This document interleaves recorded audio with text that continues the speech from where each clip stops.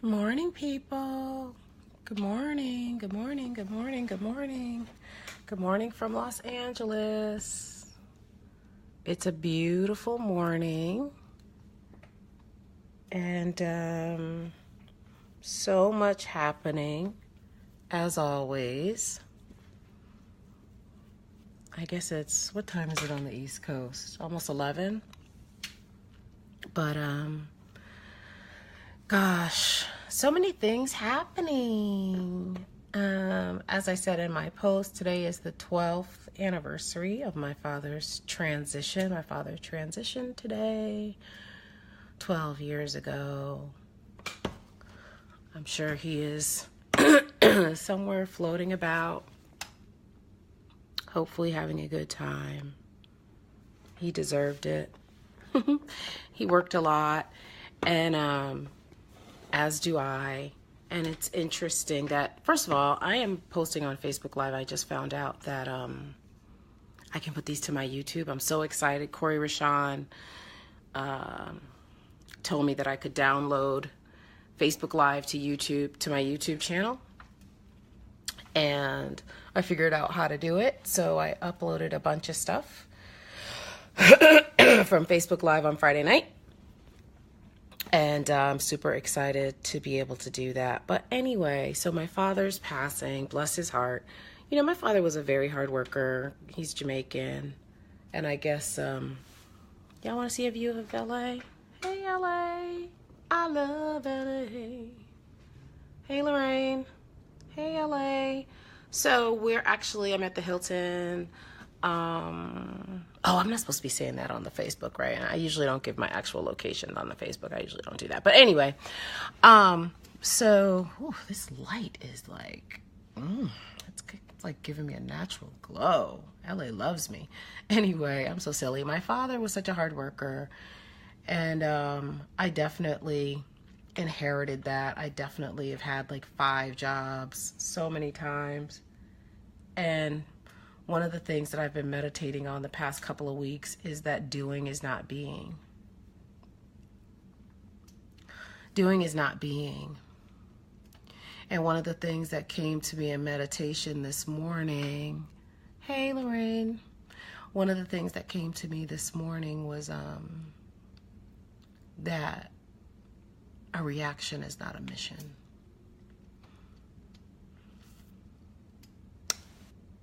So a lot of the work I do, a lot of the things that I've done have been a reaction to trauma. But was that the work that was put on my heart? The work that was put on my heart was to be an artist. Doing is not being. You know, I look at what did I do naturally from a kid, what I did naturally, which now I know is channeling, was I gave people messages, I gave people advice. Those were the things that I've been doing since a very small child. Those are the things that came naturally to me. I was a storyteller. I wrote. Those are the things that came naturally to me. When I thought of my mission, those were a mission. Hey, Monica. Yeah, right? It's like, you know, I learned a long time ago in the metaphysical teachings that the things that you always did were the keys to who you were supposed to be. So thinking about my father, thinking about his passing, thinking about how hard he worked, thinking about, my gosh, how hard I work.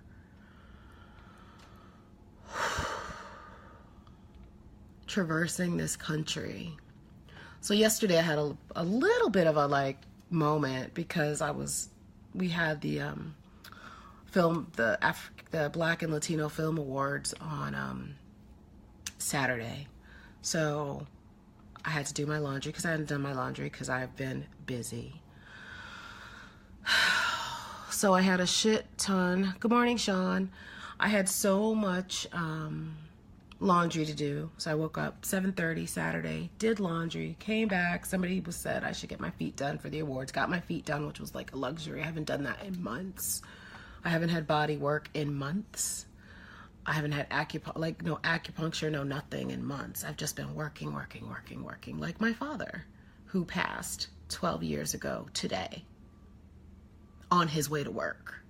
He had a heart attack on the kitchen table. He was 73 years old. He was getting ready to go to work, and he had a heart attack at the kitchen table and passed on the kitchen floor on his way to work.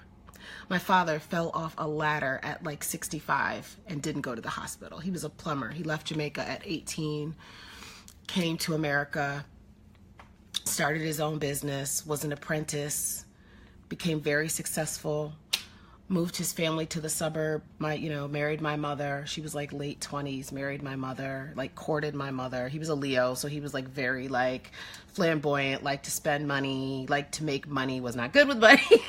A lot of them Leos aren't really great with money, honey. Anyway, because, they're so extravagant, honey. They just like to, my father like bought my mother a Cadillac like on their third date. It's ridiculous. She said he just like rolled up with like a Cadillac in the driveway. She was 18, I think, living with her parents, and here comes this like suave Jamaican dude. Swept her off her feet, of course. He was definitely a ladies' woman, definitely a charmer, but anyway, a very hard worker. So, never went to the doctor, never did, which isn't uncommon anyway for men. They're getting better at it now, but just like didn't do those things, didn't do the self-care things. And he had heart, he started having like little heart attacks. I know, right? Honey, my father was a Leo, and my ex's birthday was like 2 days after my father. Oh my God, such a Leo. But anyway, but great. Like my father's funeral was standing room only. Like, again, such a Leo, so loved, would do anything for anybody, so generous, like no matter what it was. He was just such a great person. And I don't think he knew what a great person he was. Because, you don't talk about stuff like that, especially being Jamaican. You don't talk about that shit. You just work. And you provide and you do the things. But anyway, so my father started having like little mini heart attacks. And I was living in Atlanta and stuff like that. I had no idea. And I came home to visit, and he like had like a mini heart attack at my uncle's funeral, and was like had like the little pills and everything. I had no idea. So then he like fell off a ladder. My mother called me. She was like, "Your father fell off a ladder." I was like, "Did he go to the hospital?" She was like, "No, he went back to work. He just climbed back up and finished working." So now as I'm here, I'm like, damn, how many times have I fallen off a ladder and like just got back up and went to work? Like, what parts of his personality have I taken on? Because he didn't know that doing was not being. I've given so much of my time, talent, energy to this domestic violence movement, to this domestic violence work. Almost 20 years I've given to this movement. And it's brought me a ton. I mean, look at my view. Like, I'm in LA. It's great. I'm going to meet with great people today. I'm going to have a great time. It's going to be a great week. But how much time have I given to joy? I don't know. I have a lot of fun. But anyway, the thing that happened yesterday was I'm on my way to the airport. So like I said, I woke up 7:30. I had to do laundry. I went and got my feet done. It was like I almost started crying at the, I'm so dramatic. I almost started crying getting my feet done just because it felt so good and luxurious. And I haven't done anything like that for myself in so long. And so then it was like, okay, rush. You have people coming out of town to go to the award show. So then feet done, great. But I've got a lot of laundry because I haven't had time to do it because I've been busy. And so I go home and I'm like, I have to do my laundry because I'm leaving for LA at 7:30 the next morning. By now it's like 2 o'clock. The award show is at 6 o'clock. I've got laundry to do so I can start packing so I can be on a plane at 7 a.m. the next day. So my people come, I get my laundry done, I start to pack, do all that good stuff, We go to the awards are over, we come back home. Now I'm packing my suitcase. It's like midnight, then I have to take, or almost midnight, I take my people out to eat because it's like late and nobody's eating because it's an award show. It's just like little snickety snacks. So we go out to eat. Long story short, I have 2 hours of sleep. 5 o'clock, I'm on my way to the airport. So 5 a.m., I'm on my way to the airport. Oh, thank you. Yeah, right, Sean? It's like so many things about my dad I'm just thinking about now, like maybe because I have the time, which was the other reason about this post, which was about sleep deprivation and how I realized that like my sleep deprivation is so real. So I'm on 2 hours sleep, heading to the airport yesterday to go to LA. I need to get gas. I look in my purse. I don't have my license. I don't have my license and I don't have my debit card. Luckily, I have my passport and one credit card. I don't have time to go to the airport. I call my friend. I'm like, oh my God, girl, like, I think I left my information at my house. I'm going to be in LA all week with no license, no debit card. Thank God, again, I have a credit card, whatever. She's like, you know what? You're only one person. Because I was going to get here, get a rental car so I could drive around, do errands, see people, do all the things. And she said, maybe you just need to sit your ass down. Maybe it's a blessing. Everything happens for a reason. She was like, and so then I just started saying, oh my God, I think I'm just so tired. Because I was in a dead fog yesterday driving to the airport. I was like a zombie. Like I was numb. That's how tired I was. And then she said, your brain can't take all that you're doing. Your brain can't, my brain cannot take all the things that I'm doing. And who says that? Who tells people that? It's like always like work, do more. You're doing this, you're doing that. You're everywhere. You're this, you're that. Who says? Like that's why I'm so blessed that I have good people in my life. My friend was like, you need some help. You're one person. Plus I have a 73-year-old mother that like I'm taking care of as well. Thank you, Angela. So she was like, so when you get to, and I have my people here in LA are like, we can't wait for you to get here. Like, it's going to be a Zoe week and all that. So I'm so excited to get to my LA family. But you know what? I got here yesterday morning. It was like 11 o'clock. Got the lift, came to the hotel, and I said, I'm going to give myself a break. I'm going to embrace not having a license. I'm going to embrace not having a debit card. Came in here, went to Whole Foods, which I always do when I come to a new town. I find the Whole Food, I grab food, and I just have it in the hotel so I don't have to eat this overpriced, unseasoned hotel food. So, although the Whole Foods, that was quite unseasoned anyway, Whole Foods in Los Angeles, y'all need to season your food because the fish tastes like water. But anyway, so I just got in the bed. Like by the time I got in the bed, it was like 2 o'clock in the afternoon. And when I tell you that I slept. I watched Azalea Banks's movie, which was, I love Azalea Banks, but that movie.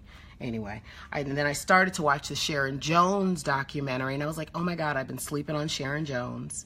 She's amazing. So I put Sharon Jones on. And for those of you, I couldn't watch her whole documentary because I already was like super emotional with everything. And so I was like, I can't watch this lady.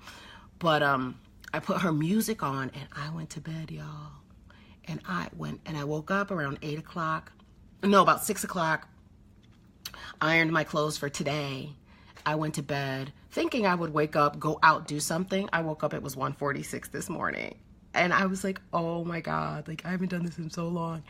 And then I went back to bed and I woke up at 6, went to the gym because I thought I had to be downstairs at 7 for our meeting. But everything was taken care of. I didn't have to do shit. So I said, oh, I'm going back to my room then. Hence this video. I don't have to be back downstairs until 8:30. And so I actually like got to chill this morning and it just feels so good to be moving at a slower pace. And so that's really why I just hopped on Facebook just to talk about sleep deprivation and how I know it's making my my thinking foggy. Like they say, if you don't get enough sleep, like you could get foggy. It can cause depression, emotional highs and lows, foggy thinking, confusion, which I guess is foggy thinking, confusion, like all these things. Sleep is so important. So, and I just feel so good. Like I feel awake. And it's nice. So get y'all's rest, because, you know, as I was getting ready this morning, it was like, this stuff is not that important. Like this capitalistic lifestyle where it's like, we're just chasing. It ain't it. It ain't it. We were talking about that on the interview I did with my friend Friday night. Securing the bag ain't it. You're just gonna chase and chase. You're never gonna get it. So, you know, we really have to key into what's real and what's joyful. And it's just so interesting that all these things happen, and then it's like, oh, today's the day your father passed. And low key, I've been feeling things in my heart as well. I need to go to the doctor. Low key, my heart has been like, my heart's been like making itself known. Like every now and then my heart will like, I'll feel like a flutter or a pain or a, yeah. So I need to go to the doctor when I get back. I need to go to the doctor when I get back to New York as well. So thanks, Dad, for that message today. And now that I've said it publicly on the Facebook, now I have to go to the doctor. Because Black women and heart attacks is huge as well. That's something else we don't talk about a lot. Black women and heart attacks. I think heart attacks for Black women, that might be the #1 cause of death for Black women is heart attacks, I think. So I'm definitely not putting that out in the universe or calling it into existence, but I'm just naming it out loud because maybe anybody who watches this video today, maybe they need to hear that. Maybe they need to hear that. So if you're feeling something in your body, go get it checked out. Don't wait. Take care of yourselves. Rest. Drink your water. And that's it. That's all I have to say. Thank y'all for listening. So when I found out I didn't have to be in that room, I came upstairs, I took my work clothes off, I put my little robe on, and I made this video, and I got some water, and so now, I don't know what time it is now, but I probably need to get up and put my work clothes back on, but I love y'all. Thank you for joining in. Feel your ancestors are looking out for you, though. I love that you connected your dad's story to your own. We are the ones that we're waiting for. I know. I've never connected my father's story to mine, ever, like till just this moment. Till just this moment.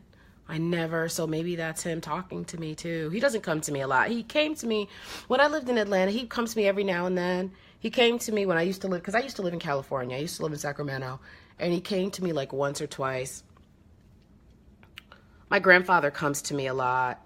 My grandfather comes and visits me so much that he actually almost stopped me from like running over this little kid in Bed-Stuy a couple of years ago, because I had what time is it? I gotta get out of here. I had this dream the night before that I was in the car. My grandfather was driving a Cadillac. I'm telling you, I come from a Cadillac family, y'all. They're like so over the top. But anyway, so he was driving a Cadillac, and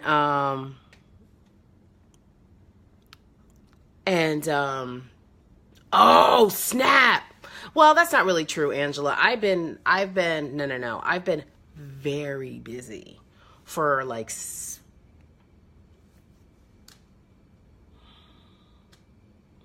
since I left Atlanta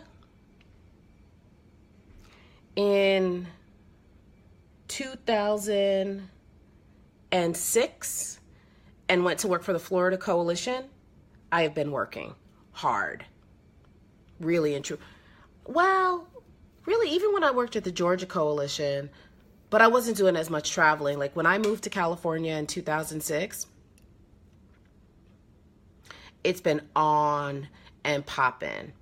And then I also have a trauma background. So that's a whole nother story, like when I came to Atlanta. But the travel piece, it's been on and popping for a very, very long time. So, but anyway, my grandfather came to me in the dream, and we were in a Cadillac. He was driving, and he was driving fast, and he was going down this hill, and the brakes weren't working. And somehow we didn't crash. I don't know. But the next day, I was in Bed-Stuy, and I was driving fast. And that thought came into my head. So I hit the brakes, and I started slowing down. A little kid, there was like these people, they were having this party, and the children were unattended. And the little kid ran in front of my car. Like literally, I had the dream about put the brakes, like I slowed down, and the next thing you know, this little kid ran in front of my car. And so I stopped, and I looked to see what was going on, and at the bottom of that street, there were all these kids like playing. There was like this party, and all the adults were up at the top of the hill, but the kids were all like at the bottom, and this little kid just broke away from the crowd because then the person that he was with, she was like, get back out, get out of that street, get out of that street. And then somebody else started yelling at her, and she was like, I don't know whose kid this is. She was like, I'm not responsible for that child. He's just like hanging out. I don't know where his mama is, this and that and the other thing. So anyway, that was a crazy situation. But my grandfather comes to me all the time. My dad doesn't come to me that much. Yeah, he doesn't come to me that much. My grandmother and my grandfather come to me quite a bit. Actually, I know, right? Isn't that crazy? It's crazy because like I got so shook up that I pulled over and I like to look around to see what was happening. And again, it was like all these kids in the back, and then the adult, no adult supervision, no lifeguard on duty. I mean, literally the adults were just like, I don't know who that child belonged to, but that baby ran out into the street, honey. And I drive a truck. So anyway, my grandparents come to me a lot. My dad doesn't come to me as often, but it's all real. It's all real. It's all true. We need to get our rest. And that's all I signed on to say. Get your rest, drink your water, do all the things that the people tell us to do that we often don't do because we're too busy. And love yourselves. Love yourselves. Love yourselves and listen to your body. And live your truth. Live your mission. It can be scary to let things go so you can live your mission, but we all have a mission. We all came here with a job to do. So let's do it. Let's do it. Let's live our mission and have some fun. All right, y'all. I love y'all. Have a happy Monday. See you.